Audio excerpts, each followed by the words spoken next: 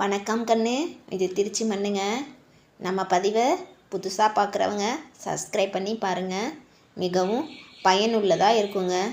வாங்க, இன்றைய வகுப்பில் பாடம் 1 அன்னை தமிழே அப்படின்னு சொல்லி ஒரு பாடம் தான் பார்க்க போகிறோம் ஸ்டூடெண்ட்ஸ். தலைப்பு என்ன? அன்னை தமிழே அப்படின்னு ஒரு பாடல். வாங்க பார்க்கலாம். அன்னை தமிழே என் ஆவி கலந்தவளே, அதாவது என் அன்னையாகிய தமிழே என் உயிரில் கலந்தவளே, என்னை வளர்ப்பவளே என்னில் வளர்பவளே, அதாவது என்னை வளர்ப்பதோடு மட்டுமல்லாமல் என்னுடன் சேர்ந்து வளர்பவளே, உன்னை புகழ்வதற்கே உலகில் பிறப்பெடுத்தேன். உன்னை புகழ்வதற்காக தான் நான் என்ன பண்ணியிருக்கேன், இந்த உலகத்தில் நான் பிறப்பே எடுத்திருக்கேன். சரிங்களா? சொல்லில் விளையாடச் சொல்லி தந்தவளே, சொல்லில் விளையாடச் சொல்லி தந்தவளே, சொல்லில் உனது புகழ் சொல்ல முடியலையே. ஆசிரியர் யாருன்னு பார்த்தீங்கன்னா நான் காமராசன். அவர் இந்த பாடலில் என்ன சொல்லிடுறாரு அப்படின்னு பார்த்தோம்னா, தமிழினுடைய பெருமை இருக்குது பார்த்தீங்களா, புகழ் பெருமை, அதையெல்லாம் அவரால் சொல்லவே முடியாதாம். சரிங்களா? அவருடைய உயிர், அவருடைய மூச்சு, அவருடைய உடல், அவர் வளர்க்கிறது, அந்த பாடலுடைய ஆசிரியரை வளர்க்குறது எல்லாமே யாருன்னு கேட்டிங்கன்னா தமிழ் தானாம். தமிழ் மேலே அவருக்கு எவ்வளோ ஒரு பற்று பாருங்கள். தமிழ் அன்னையாகிய தமிழே என் உயிரில் கலந்து என்னை வளர்ப்பதோடு மட்டுமல்லாமல் என்னுடன் சேர்ந்து நீயும் வளர்கின்றாய். அது மட்டும் இல்லாமல் உன்னை புகழ்வதற்கு தான் நான் இந்த உலகத்தில் பிறந்திருக்கேன். உன் புகழை தவிர எனக்கு வேறு பேசுவதற்கு ஒன்றுமே இல்லையம்மா. என்ன, உனது புகழை என்னால் எவ்வளவு எடுத்து சொன்னாலும் நான் என்ன பண்ணுவேன், சொல்லிக்கொண்டே இருப்பேன் அப்படின்னு சொல்லி இந்த பாடலினுடைய ஆசிரியர் நான் காமராசர் சொல்கிறாரு. வாங்க ஒரு தடவை நான் வாசிக்கிறேன், நீங்களும் சொல்லுங்கள்.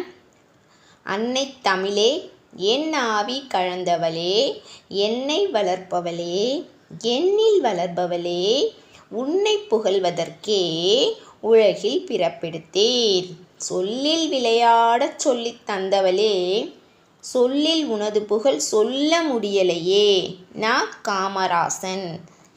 சரிங்களா? பாடலாசிரியரும் எப்போதுமே நம்ம படிச்சுக்கணும். ஒரு தடவை நீங்களே என்ன பண்ணுங்கள், வீட்டில் போய் நல்லா படித்து பாருங்கள். இதில் உங்களுக்கு ஏதாவது சந்தேகம் இருக்கா? ஏதாவது சந்தேகம் இருக்காமா? சரி வாங்க, பக்கம் 2 பார்த்தீங்கன்னா சரியான சொல்லை தேர்ந்தெடுன்னு சொல்லியிருக்கிறாங்க. முதல் ஒன்று பாருங்கள், அன்னை கூட்டல் தமிழே. அன்னை கூட்டல் தமிழே என்பதை நம்ம என்ன பண்ணணும், சேர்த்து எழுதணும். அப்போ அன்னை தமிழே இத்து போடணும். சரிங்களா? ஆவனா ஆ இல்லை ஆ, ஆன்சர் அதை டிக் பண்ணிக்கோங்க. அடுத்தது பிறப்பெடுத்தேன், இச்சொல்லை பிரித்து எழுதணும். அப்போ பிறப்பு கூட்டல் எடுத்தேன், இதுக்கும் ஆவண்ணா தான்.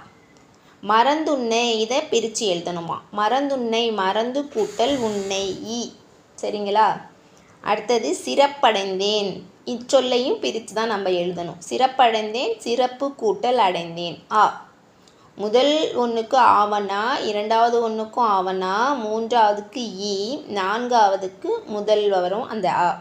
லாஸ்ட்டு பாருங்கள், எண்ணில் என்ற சொல்லின் பொருள் என்ன? எண்ணில்னா எனக்குள். இப்போ ஐந்தாவதுக்கு ஈ தான் விடை.